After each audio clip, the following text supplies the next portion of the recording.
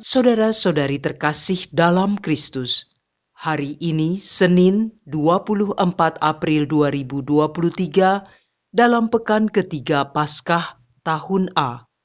Bacaan dibawakan oleh Valentinus Geri, Mazmur dilantunkan oleh Benediktus Joshua, dan renungan ditulis oleh Birgita Farida. Selamat menekuni Sabda Allah. Marilah mewujudkan kebaikan bersama untuk hidup dalam damai dan sejahtera.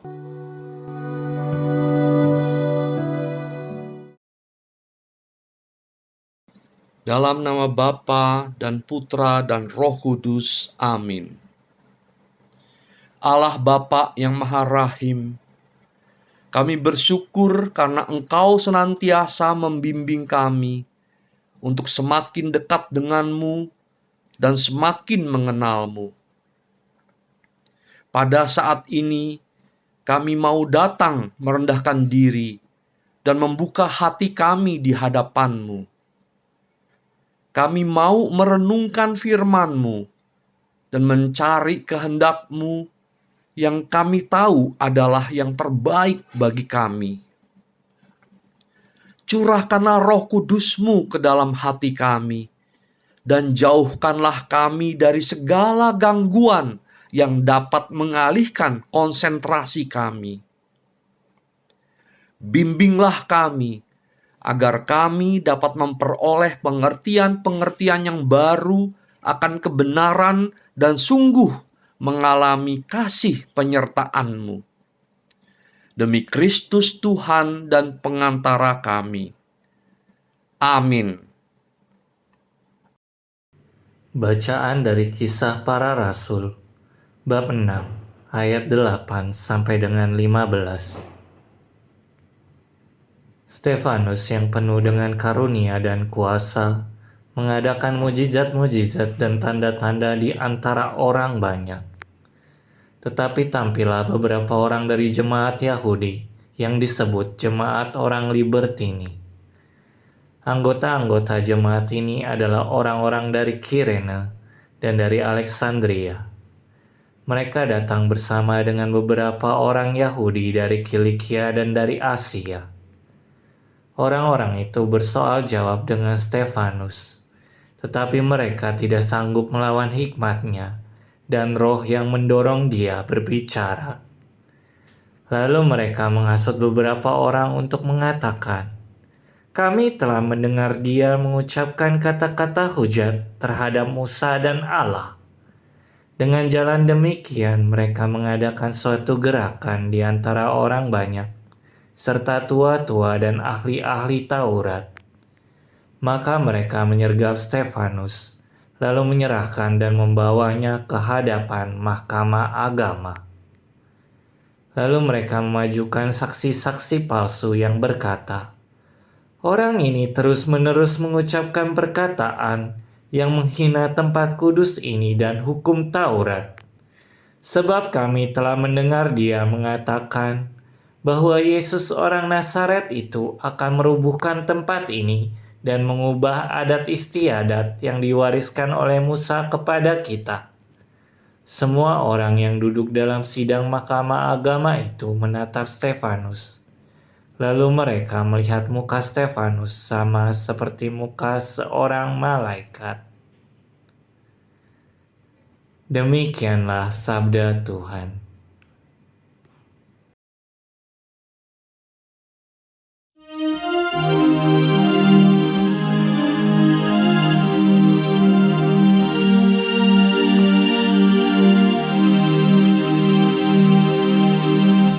Berbahagialah orang-orang yang hidup menurut Taurat Tuhan. Sekalipun para pemuka duduk bersepakat melawan aku, hamba-Mu ini merenungkan ketetapan-ketetapan-Mu. Ya, peringatan-peringatan-Mu menjadi kegemaranku, dan kehendak-Mu menjadi penasihat bagiku. Berbahagialah orang-orang yang hidup menurut Taurat Tuhan. Jalan hidupku telah kuceritakan dan Engkau menjawab aku. Ajarkanlah ketetapan-ketetapan-Mu kepadaku. Buatlah aku mengerti petunjuk titah-titah-Mu, supaya aku merenungkan perbuatan-perbuatan-Mu yang ajaib. Berbahagialah orang-orang yang hidup menurut Taurat Tuhan. Jauhkanlah jalan dusta daripadaku, dan karuniakanlah hukum-Mu kepadaku.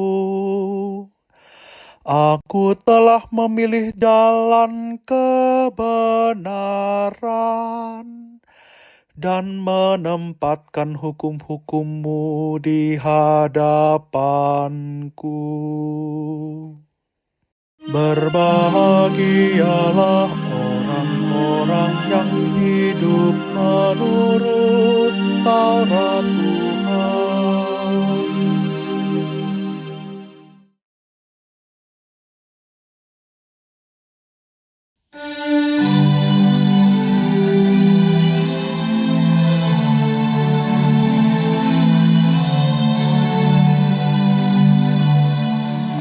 Haleluya, haleluya, haleluya. Manusia hidup bukan dari roti saja, tetapi dari setiap firman yang keluar dari mulut Allah. Haleluya, haleluya, haleluya, haleluya, haleluya, haleluya.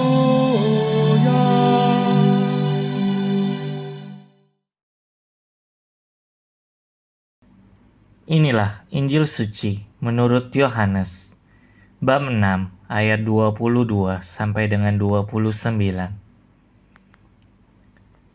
Setelah Yesus mempergandakan roti, keesokan harinya orang banyak yang masih tinggal di seberang danau Tiberias melihat bahwa di situ tidak ada perahu selain yang dipakai murid-murid Yesus. Mereka melihat juga bahwa Yesus tidak turut naik ke perahu itu bersama-sama dengan murid-muridnya, dan bahwa murid-muridnya saja yang berangkat. Tetapi sementara itu beberapa perahu lain datang dari Tiberias ke dekat tempat mereka makan roti, sesudah Tuhan mengucap syukur atasnya. Ketika orang banyak melihat bahwa Yesus tidak ada di situ, dan murid-muridnya juga tidak, mereka naik ke perahu-perahu itu lalu berangkat ke Kapernaum untuk mencari Yesus. Ketika orang banyak menemukan Yesus di seberang laut itu, mereka berkata kepadanya, "Rabi, bila mana engkau tiba di sini?" Yesus menjawab, "Aku berkata kepadamu, sesungguhnya kamu mencari Aku, bukan karena kamu telah melihat tanda-tanda, melainkan karena kamu telah makan roti itu dan kamu kenyang. Bekerjalah bukan untuk makanan yang akan dapat binasa, melainkan untuk makanan yang bertahan sampai kepada hidup yang kekal, yang akan diberikan Anak Manusia kepadamu. Sebab Dialah yang disahkan oleh Bapa Allah dengan materainya." Lalu kata mereka kepadanya, Apakah yang harus kami perbuat supaya kami mengerjakan pekerjaan yang dikehendaki Allah?" Jawab Yesus kepada mereka, "Inilah pekerjaan yang dikehendaki Allah, yaitu hendaklah kamu percaya kepada Dia yang telah diutus Allah." Demikianlah sabda Tuhan.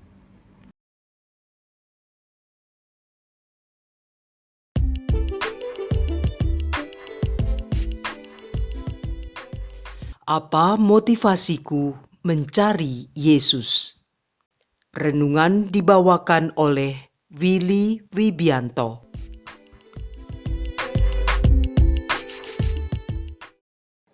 Bapak, Ibu, kaum muda, remaja, dan anak-anak yang terkasih, Shalom.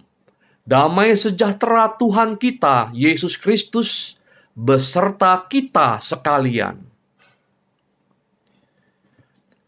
Pak Budi mempunyai 2 orang anak dengan karakter yang sangat bertolak belakang. Si sulung adalah seorang yang sangat patuh dan hormat kepada orang tuanya. Di tengah kesibukannya sebagai manajer di suatu perusahaan, ia selalu meluangkan waktu untuk berkomunikasi dan datang berkunjung ke rumah orang tuanya. Sikap sang anak sulung ini sungguh mendatangkan sukacita di hati kedua orang tuanya. Berbeda halnya dengan si bungsu. Ia jarang sekali memperhatikan orang tuanya. Alasannya selalu karena ia tidak punya waktu. Ia hanya datang mengunjungi orang tuanya di saat ia membutuhkan uang atau bantuan lainnya. Apabila permintaannya ditolak, si bungsu akan sangat marah dan mengancam untuk tidak datang lagi selamanya. Pada akhirnya, orang tuanya pun memberikan apa yang dikehendakinya. Melihat tingkah laku si bungsu, kedua orang tuanya hanya bisa mengurut dada. Sikap sang anak bungsu ini seringkali mendatangkan kesedihan di hati orang tuanya. Dari cerita ini, kita dapat melihat perbedaan sikap dan motivasi dari kedua anak Pak Budi terhadap orang tua mereka. Si sulung adalah seorang anak yang taat, mempunyai relasi yang dekat, dan selalu mau menyenangkan hati orang tuanya. Sedangkan si anak bungsu memiliki relasi yang buruk dengan orang tuanya. Ia hanya mencari mereka di saat membutuhkan sesuatu. Sangat berbeda dengan si sulung yang senang memberi dan berkorban untuk orang tuanya. Si bungsu justru memiliki sikap sebaliknya. Pada bacaan Injil hari ini, Yesus menegur orang-orang yang mengikuti Dia dengan motivasi untuk mendapatkan makanan. Yesus berkata demikian, "Aku berkata kepadamu, sesungguhnya kamu mencari Aku bukan karena kamu telah melihat tanda-tanda, melainkan karena kamu telah makan roti itu dan kamu kenyang." Yohanes bab 6 ayat 26. Pada saat itu, banyak orang mencari Yesus dengan tujuan untuk pemenuhan kebutuhan-kebutuhan jasmani mereka. Mereka memohon agar Yesus menyembuhkan mereka dari sakit penyakit, membebaskan dari roh-roh jahat, membangkitkan orang mati, atau untuk mendapatkan makanan, seperti yang diceritakan dalam Injil hari ini. dengan begitu banyaknya mukjizat dan tanda-tanda yang Yesus tunjukkan kepada dunia, tentu saja Yesus tidak menganggap bahwa kebutuhan jasmani itu tidak penting. Namun Yesus ingin mengajarkan kepada mereka untuk mengejar sesuatu yang jauh lebih berharga. Yesus mengatakan demikian, "Bekerjalah bukan untuk makanan yang akan dapat binasa, melainkan untuk makanan yang bertahan sampai kepada hidup yang kekal, yang akan diberikan Anak Manusia kepadamu. Sebab dialah yang disahkan oleh Bapa Allah dengan meterainya." Yohanes bab 6 ayat 27. Di sini, Yesus menunjukkan perbedaan antara makanan yang dapat binasa dengan makanan yang bertahan sampai kepada hidup yang kekal.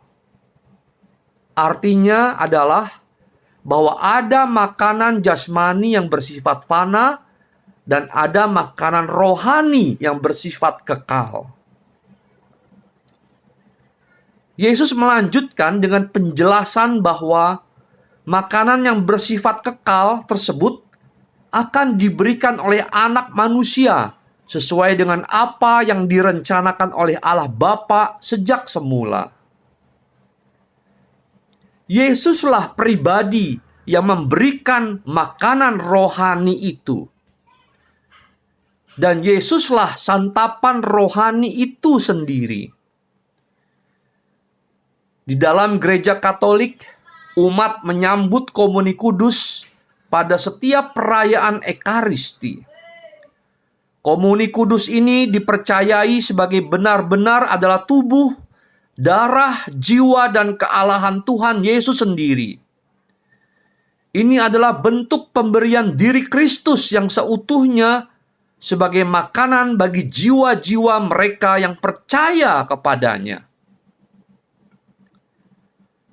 Yesus mengetahui bahwa sekelompok orang yang mengikutinya tidak sungguh-sungguh percaya bahwa ia adalah Sang Mesias yang diutus Allah.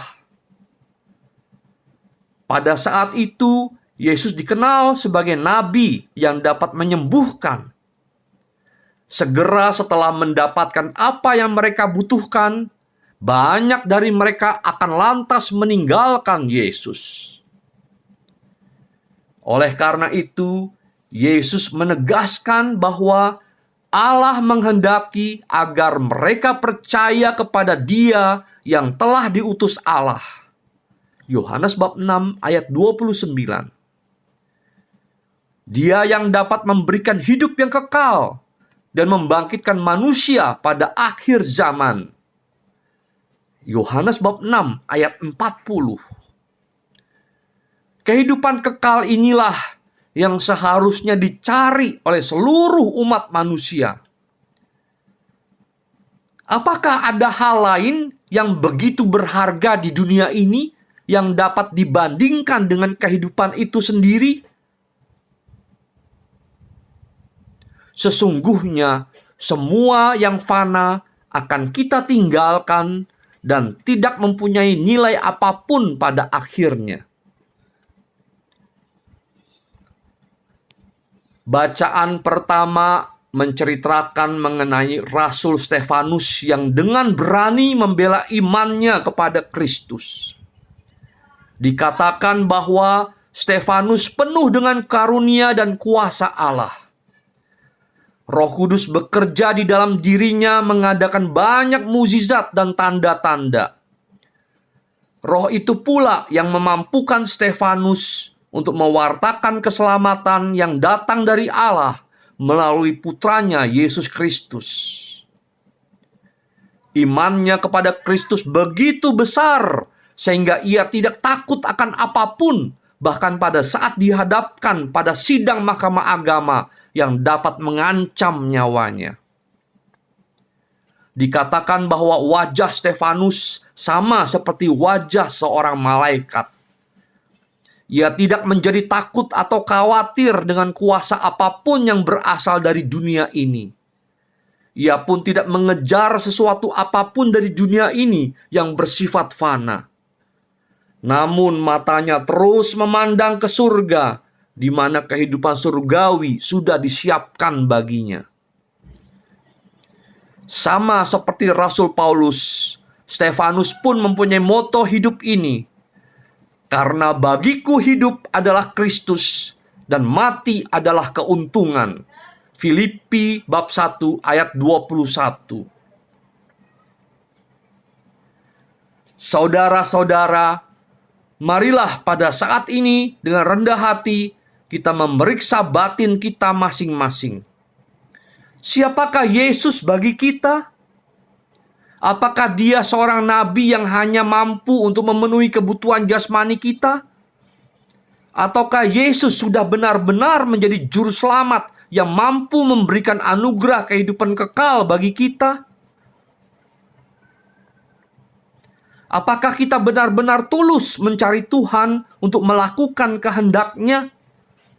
Atau sebaliknya, kita mencari Tuhan agar Tuhanlah yang melakukan apa yang kita kehendaki? Saudara-saudara, marilah kita mencari Tuhan bukan untuk hal-hal yang bersifat fana. Apa yang nantinya akan kita tinggalkan di dunia pada saat kematian kita. Sebaliknya, marilah kita bekerja untuk hal-hal yang bersifat kekal dan mulia, yang mendatangkan bagi kita sukacita dan damai sejahtera sejati, yaitu dengan percaya kepada Dia yang diutus oleh Allah dan menjadikan kehendak-Nya sebagai kehendak kita. Berkat Tuhan menyertai kita semua. Marilah berdoa.